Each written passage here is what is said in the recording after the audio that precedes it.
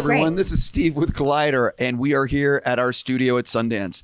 I really want to give a huge thank you. Like, it really is difficult to cover Sundance. It's very expensive, and I want to give a huge thank you to our sponsor, Film.io, for helping us champion independent cinema and allowing us to be here at Sundance. And I really want to say a little shout out to them, but Film.io is shattering barriers by placing the power to greenlight films in the hands of creators and fans. And you can learn a lot more about them by visiting the site film.io. Sweet. I'm interested. I'm like, let's do this. Yeah, listen, and I really mean it though. Like, and you guys know, like, they don't talk about how difficult and expensive it is to be here. You know what I mean? Is it like a crowdsourcing app or something? It's a whole. Okay, we can talk about it later. I get it. Yeah, it's a whole thing. Check the website. Yeah, exactly. Everyone go to the website, and I'm actually being very sincere. I really say thank you to them. So I have a million questions for you guys, but obviously I have to start with you. And I hate doing this, but no one watching this will probably have seen the movie yet. So how have you been describing it to friends and family? That's been a challenge for sure. My mom keeps getting mad at me. She's like, I need you to give me something to say. Like, when my friends ask me, I don't know what to say. I've been telling people it's a movie about perspective, and that you're sort of getting to go on a journey with a couple different characters in Los Angeles and seeing sort of the different sides of the city through them and their different perspectives. So you have directed, welcome to our party. Gabby Hoffman joining us in the rear.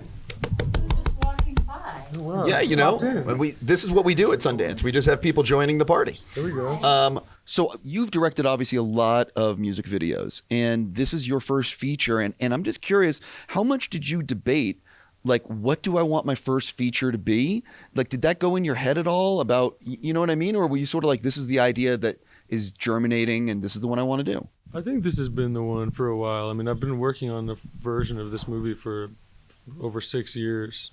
So, you know, there wasn't always a time when I thought it would be my first movie for logistical reasons, or, you know, just kind of, it took us a long time to sort of get everything right. And it is sort of a swing of a concept. And I didn't want to try to take it on prematurely. But it's definitely, it has a lot of me and my life experience and my co-writer Dani in it. And it feels very personal, even if it hopefully is universal in a way. So I like throwing a curveball at the beginning of interviews, and this is for all of you guys. If someone has never seen anything you've directed or anything you've acted in, what is the first thing you'd like them watching and why? This interview. Because why not? I mean, if you haven't seen anything, like, then enter anywhere. I mean, it's so abstract. I mean, it doesn't really matter. I mean, and storytelling is so transformative. You know, I feel like the shelf life of a film is what I'm so attracted to. Like, the films that I'm influenced even now are ones that were made 50 years ago, or, you know, when I was a teenager, they were the ones that were not directed or made for me. It was the ones that I discovered on, you know, happenstance. So I love the discovery of film, and that the audiences have no idea. You know, we don't know whether this film will be seen by our generation or in 20 years generation to come. I love that about filmmaking, you know, so it's so sweet. Sure, but I think it's also a way of me getting you to talk about a previous performance, or like or one of those where it's like, I really like this one. Lucky for me, it doesn't exist. So this is my first movie. Exactly. The short film, but I don't know if you could, we'll see, whatever. Focus on this one, the feature film. Lucky enough, I was able to be a part of it. Jack's my cousin. We grew up doing a lot of fun, creative things together. And to see it culminate in this is super, super special. And he's a superstar. I'm super. Did you give him $5 to say that, or is it 10? He's not even my cousin, man. Hopefully a little more than 5. Right. Is there anything you want to? Oh, that's a mean question. Yeah, I'll say the last time I was at Sundance, I came with a movie called Crystal Fairy, and I had seen it in the director's living room, Sebastian Silva, who I love very, very much. And we made the film. It was improv. We made it in 12 days in Chile, and I watched it in his living room and walked home. And I remember my husband and I being like, okay, well, too bad, you know. And then I came to Sundance and watched the very same cut a few weeks later, and I absolutely loved the movie. I think it's a fantastic movie. And I'm bringing it up not because I think my performance is all that interesting or whatever, but because then we came here and we got to watch the movie in a room with hundreds and hundreds, if not thousands of people. I don't know. I'm bad with that stuff. And it is why being at film festivals is so exciting and powerful, because movie making is both a very personal experience and movie watching and a communal one. So the personal, of course, is universal. And so to come together in a theater and you get to experience it not just through your own lens, but through the shared lens of the human experience. And sometimes you need that to reveal your own feelings. So that will be my choice since it was my last time here. Sure. You've directed a number of cool videos. Is there one particular that you'd love people to watch if they've never seen any? I don't know. I feel like I love so many. I don't think I could pick one. I feel like I think because they're tied to music that I love so much. And I feel like to me, music is like one of the hardest things to kind of rank and quantify. I feel like, I don't know. I love a lot of the musicians I've gotten to work with and videos I've worked on, but I don't think I would pick one. So I apologize, but I love talking about the editing process because it's where it all comes together. So talk a little bit about with this film, when you got in the editing room, what were some of the things that like maybe surprised you that you didn't expect, or some of the obstacles you needed to overcome? I mean, I think the main obstacle to overcome is you watch the first assembly cut of your movie and you think, I will never work again in this town. And I think the big obstacle of sort of being able to get over that and understand that there is that thing that you wanted to do is inside of there, and you just need to sort of put in the elbow grease. I mean, coming from doing more short form, that was a big learning curve for me and the editing team, you know, Jake and Tyler and everyone else involved. You know, it was I'm used to basically if I watch a cut and I don't like it, if it's a 3-minute edit, you can pull 2 all-nighters and completely re-edit it if you want. You know, and with this, you're like pulling 5 all-nighters and one scene gets like a little better. And it's sort of so daunting and so kind of hard to affect actual large change on the thing that you're working on, that you don't actually see it. You know, you're doing all this elbow grease and this work, you know, for months, and then suddenly you do see the change, but it's so much more gradual because it's such a longer, you know, bigger living organism. I haven't seen the movie yet, but I did read the press notes and read as much as I could. And one of the things is you talk about how there's like essentially 2 parts to this film. The first half works a certain way and the second half is a little different. Yeah. So can you sort of talk about why you wanted to do that and like that tonal shift, if you will? I think just in general, I mean, the movie is just taking turns as much as it can, you know, even within sort of the larger shifts that it's doing. I think it's kind of trying to swerve in between different genres. You know, it'll be in one scene, it's sort of this kind of like tripped out, really subjective, crazy, you know, inner monologue of somebody. And then within that same story, you're popping out into like this super raw, real relationship moment, you know, in that person's life. And so even within that, I think it's my first movie. I just wanted to try to throw as much, you know, shit at the wall as I could and feel like I was, you know, kind of saying as much as I could at once. And I feel like all of it hopefully is in dialogue with each other. You know, I hope it doesn't, you know, feel like a scattered thing. And I think that I'm proud of the moments where it doesn't and it all kind of congeals. But that's sort of, you know, I feel like I have a bunch of different passions. You know, I have a passion for this really technical kind of surreal music video type of filmmaking, and I have another passion that's this super grounded kind of very actor character focused work on the craft, and I feel like trying to kind of always bring them together in this project. You really did. It's exciting. It's exciting to watch as an audience member and someone that was working on it, you know, and it's because it's such a shift and it's so, you know, it's so punk rock, like to say like, fuck hierarchy, where you're like, you'll create characters that you love. And then all of a sudden it shifts and you think, you know what the lead of this film is, and then you don't. And I think it's really ballsy and you pulled it off really well. Thank you so much. Well, that's like, I again haven't seen it, but that sounds a little bit like Linklater's Slacker, where it weaves. But one of the things, like, and talk for you guys, talk a little bit about the fact that, like, I don't think. Obviously, everyone knows what the conventional narrative structure is of a movie, but that's just like the way it's been done. It doesn't mean that's the way. Like I really enjoy experimental filmmaking, and what you're doing with this, I'm really excited to see, because it's not what I see all the fucking time. So for actors, can you talk about, is that one of the things or one of the reasons you wanted to be a part of a project like this? It just seemed really fun to dive into this wholly unique and juicy, challenging role for me for really just a few days.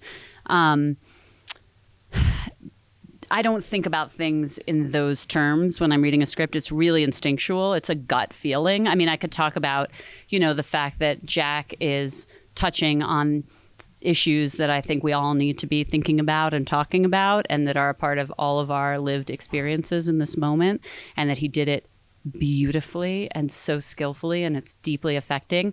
But when I read the script, I'm just like, oh, this is interesting, really well written, and seems like a lot of fun. This guy's wonderful to talk to on the phone. I have a sense he's going to be wonderful on set. So really, it's just like do I want to put myself in this world with these people? I'm not thinking about the structure of the film. I'm just like ignorant about that shit. But having now watched it, I can really appreciate that it is doing things I've never seen done before, yet the overall effect is a sincerely human, emotional, grounded, heartfelt, beautiful experience. So that's all we're ever after. However you can get there, I think, is valid.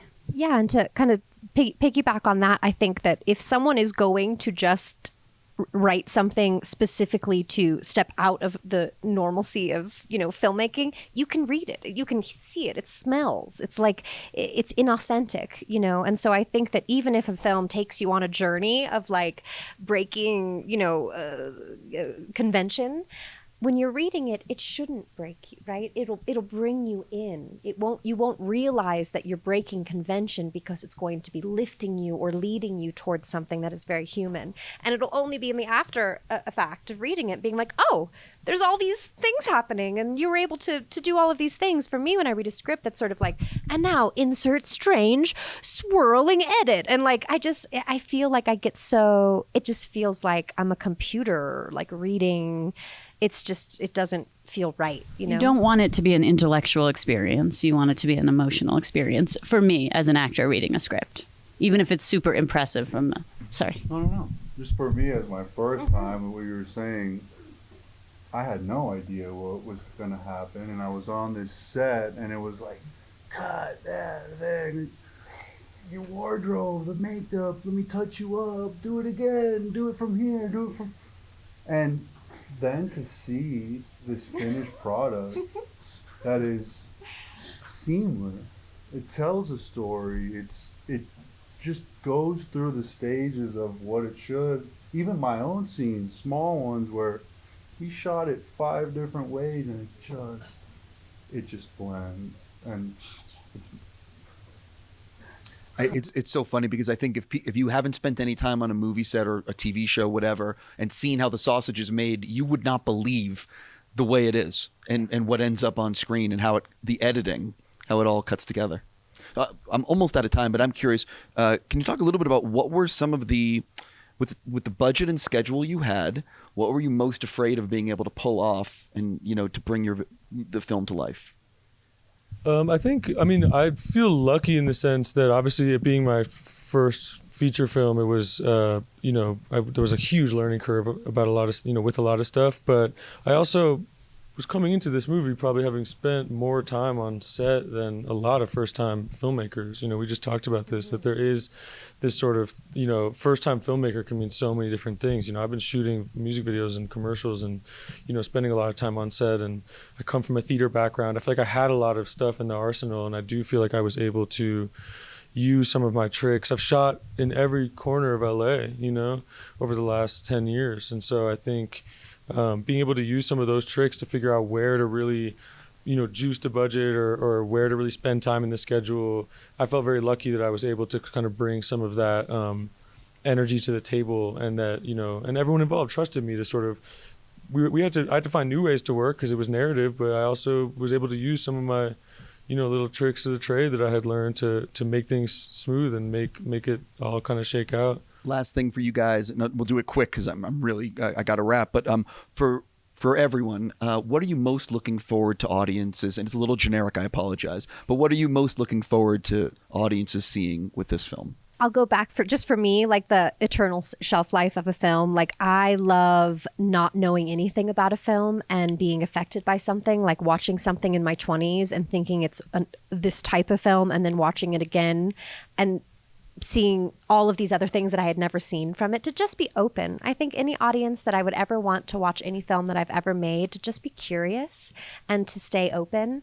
Because if you've made something that you're really proud of, the film will do the work. Right? The film's going to do the work for you. It can give you questions. It can give you answers. It can open up deep trauma. It can heal deep trauma. I mean, it's going to do the work. You just have to come in sort of curious to go where the film wants you to. For me, I guess, to what you said about your movie and what Jack said about his, when he first saw the first cut, first thought is, I hope I'm not an imposter. Aww. I'm kidding, but kind of. We all have that thought. Yeah, I have it almost for sure. for every day on set. Yeah. But also, I just, being super vain, I hope people think it's funny and laugh and just have fun, because I had a lot of fun and I'm still having a lot of fun. I hope that just carries and we feel that energy in the theater. Well, I'm looking forward for people to have this experience because it is a really fun, wild ride. And what I think might at first seem like a very cutting analysis and critique and absurd and funny and terrifying ways of this moment in our in time, which I think is terrifying in lots of ways, move into the deeper truth, which is that we are all connected by a need for one another and a shared experience of both suffering, but also real love and a real sense of the human true desire for communion. You know, we've been kind of tricked into thinking we don't need that. And that we can be redirected toward, you know, pills and let the pharmaceutical industry profit off of that, or whatever technology. But the move into sort of the deeper truth that it is all about human connection is a very beautiful one that this film does very elegantly, I think. I was going to say I really have to wrap because I can feel the energy of them telling me, you know what I mean. But Thanks for having us. No, I was just going to say one more time. I want to give a huge thank you to film.io, which is the website you can go to, because seriously, we wouldn't be here without them, and I'm really grateful. I really am looking forward to seeing your movie, and I really hope it turns out, you know, that everyone loves it tonight. Thank you so much for coming in. Thanks. That's really sweet. Thank We you. appreciate the support.